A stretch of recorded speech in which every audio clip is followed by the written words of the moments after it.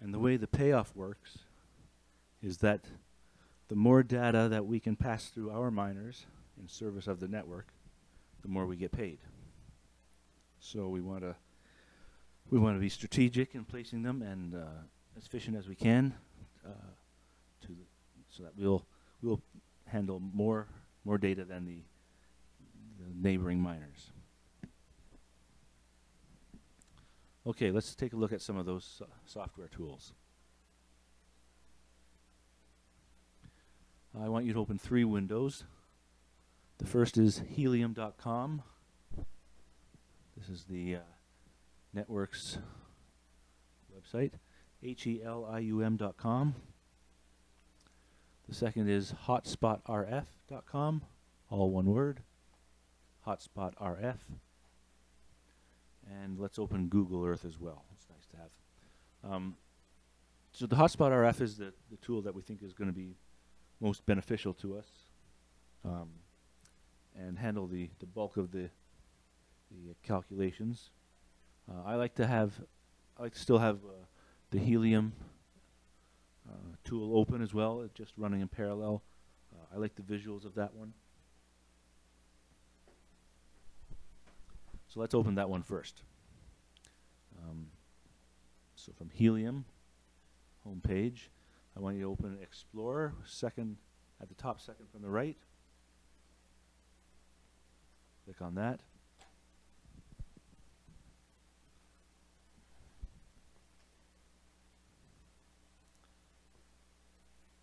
Got to remember to keep that timer open. Okay, so on the left we have some high-level pieces of data. Currently, there are 226,000 odd miners deployed.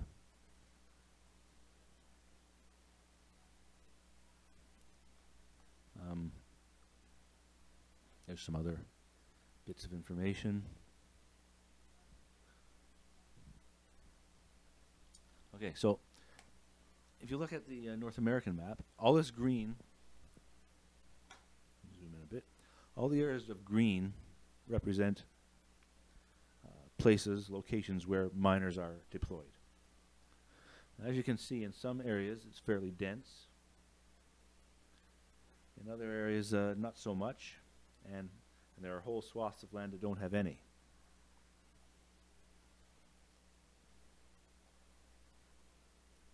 Let's zoom in a bit.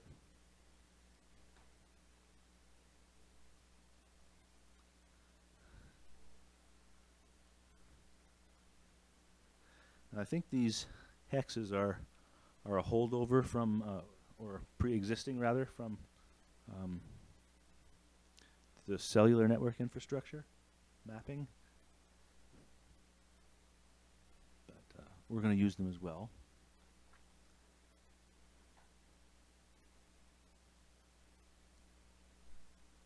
So, all the areas in gray are locations where there are no miners.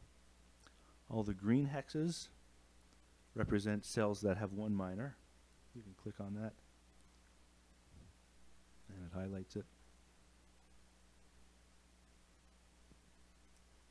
And in areas, in cells where there's more than one miner, that's reflected in the digit, the number in the middle of the cell.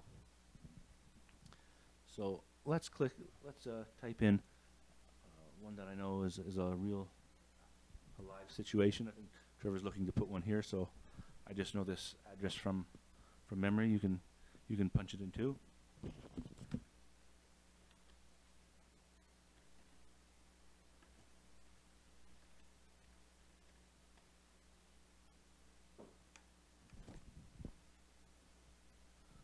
So 140 Cundles Road West in Barrie, Ontario. You can click on the address.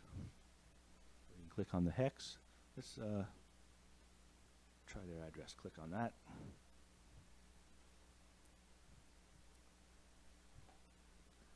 It'll take you there. You can zoom in. So there's Cundall's Road running close to the top there. And I think Trevor's hoping to put a miner. Actually, let's do that in Google Earth. Over here.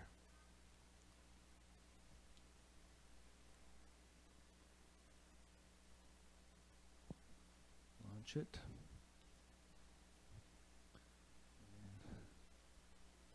Just loading up here. Okay. Your search function, bottom left-hand strip, or top left-hand strip.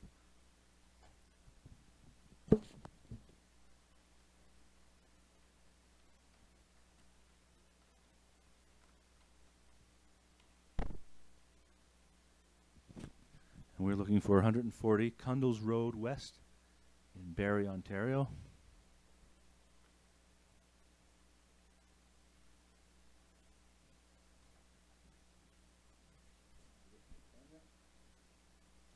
I believe this is a old folks home or nursing home.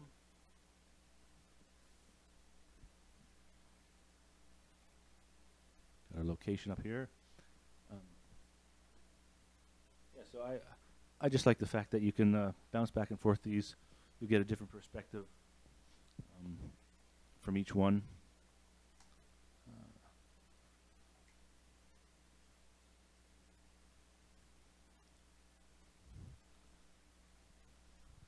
Back to the helium. So Trevor's wanting to put one somewhere there. As you can see, the adjacent cells, there will be one miner in each of those, and this one has 3. Let's click on this cell. Now, helium provides the names of these miners for each location.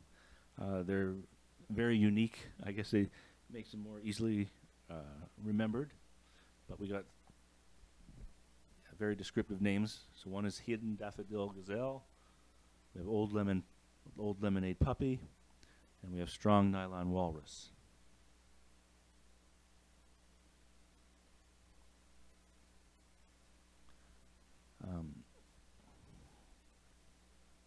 We can click on any of those. Let's click on Daffodil Gazelle.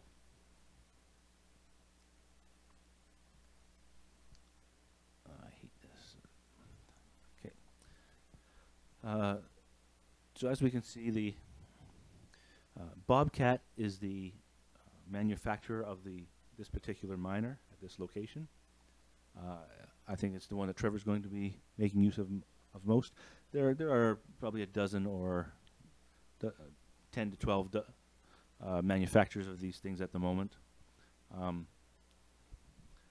But I think and Trevor may use others a little further down the line, but to start off, Bobcat seems to be the most reliable as far as getting them and actually working, so that's what he's going to utilize as well.